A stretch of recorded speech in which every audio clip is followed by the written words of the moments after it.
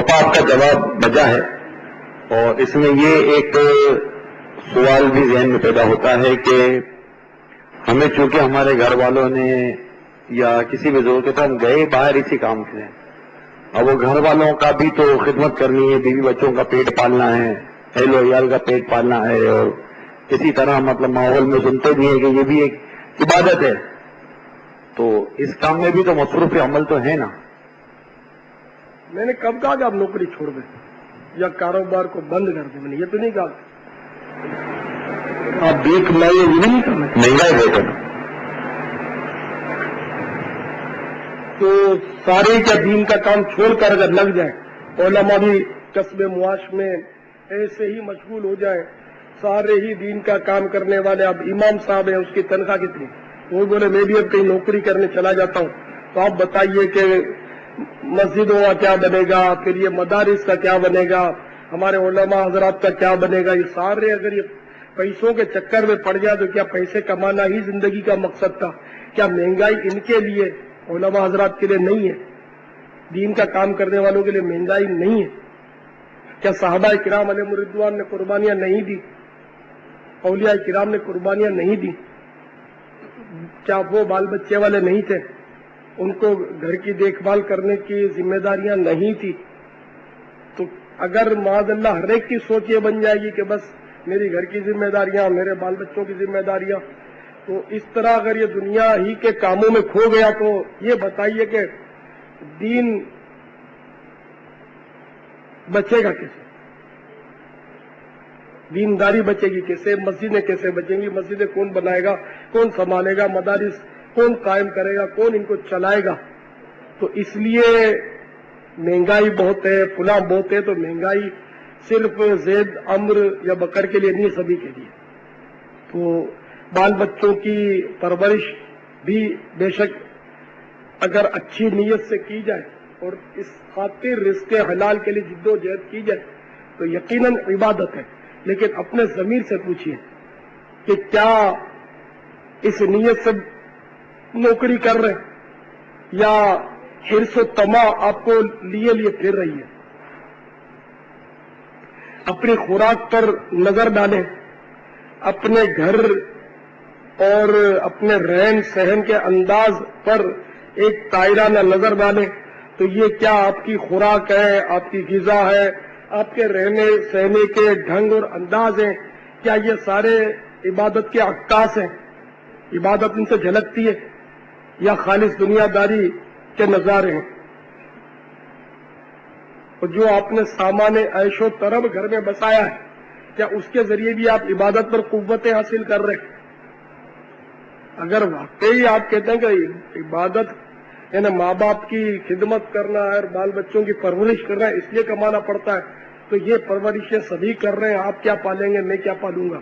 جس نے پیدا کیا ہے اور جب تک زندہ رکھنا اس نے مقرر فرمایا، اس نے روزی بھی عنایت فرمانی ہے، اور وہ فرماتا ہے، اس کے ذمہ کرم پر ہے کہ وہ روزی دے گا۔ تو یہ شیطان کی طرف سے یہ وساوس ہوتے ہیں کہ ہماری آسائشیں جو ہے نا وہ ختم نہیں ہو چکتی، ہماری حرص ختم نہیں ہوتی، اس کے لیے ہمیں حل من مزید کا ہم نعرہ لگاتے رہتے ہیں، ہمیں زیادہ زیادہ بس دولت چاہیے۔ کہ آپ کو معلوم نہیں کہ جو خدا ہمارے اس شہر میں دے رہا ہے وہی خدا دوسرے ملک میں بھی دے رہا ہے، روزی دینے والا وہ ایک ہی ہے۔ ہماری حرص جو ہے جو ہمیں در بدر پھرا رہی ہے، اور یہ پیٹ کا گڑا یہ بھرتا ہی ہے۔ جیسے کہ میرے آقا میٹھے میٹھے مصطفیٰ صلی اللہ تعالی علیہ وآلہ وسلم نے ارشاد فرمایا کہ انسان کی حرص کی مثال دی گئی ہے کہ مفہوم حدیث شریف کا کہ انسان کو اگر سونے کی 2 وادیاں مل جائے تب بھی وہ کہے گا کہ مجھے تیسری مل جاتی تو اچھا تھا۔ اس کا پیٹ نہیں بھرتا، اس کا پیٹ تو قبر کی مٹی ہی بھرے گی۔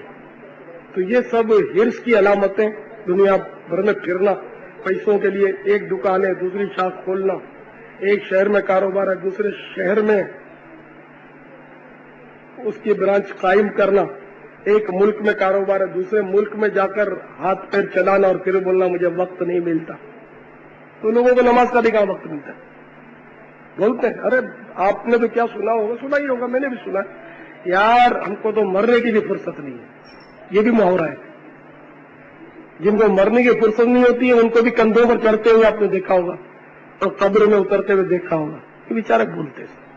تو اس لیے اگر حرص و طمع کو چھوڑ کر اگر قناعت کی طرف آئیں گے تو آپ کا پیٹ بھی بھر جائے گا. ورنہ یہ بریانی ڈالو, اس میں حلوہ ڈالو, مرغ مسلم ڈالو, یہ کم وقت جو ہے اس کا مطالبہ پورا ہو نہیں چکتا.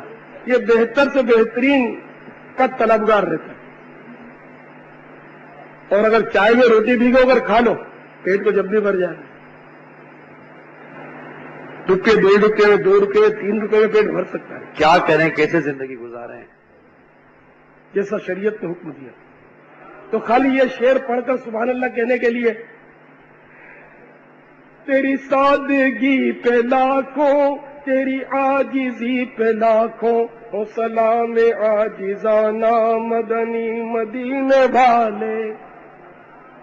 اب تو سبحان اللہ کی آواز بھی نہیں نکلی. اگر میں بلا عنوان یہ پڑھتا تو پہلے سے آواز آ جاتی. اب تو چوٹ کرنے پر آئی. تو خالی اشعار پڑھنے کے بھی ہیں یا کوئی ایسا بھی ہے جس پر ہمیں غور بھی کرنا اور عملی جامہ پہنانے کی بھی کوشش کرنی ہے؟ اب اپنے لباس پر غور کر لیں. کسی کا سوٹ 200 روپے میں بدن پر سج جاتا ہے اور کوئی ایسا درزی جا کے ڈھونڈتا ہے جو 500 سے کم لیتا نہیں سلائی کرنے کے, اور کپڑا اس کا 1200-1500 سے کم گز کا ہوتا نہیں ہے, میٹر کا. جیسا لباس. اب تو سنا لاکھ روپے کے سوٹ بنتے. اب میرے ایسا آدمی 5 روپے کے قلم سے چلا لیتا ہے. اب آپ کو چاہیے بھی مطلب یعنی کہ 1500 روپے والا قلم. اب میرے ساتھ پلاسٹک کی فریم سے گزارا کر لیتا. آپ کو چاہیے گولڈن فریم اور بہترین نئے فیشن کا فریم. تو ٹھیک ہے, اب لندن اور انگلینڈ کے پھیرے لگاتے رہو, ہم مدینے کی طرف رخ کیے ہوئے. کون دیتا ہے دینے کو منہ چاہیے, دینے والا ہے سچا ہمارا.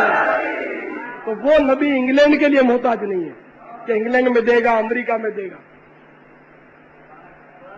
وہ گھر بیٹھے بھی عطا کرتے ہیں. رب ہے موتی یہ ہے قاسم, رزق اس کا ہے کھلاتے ہوئے.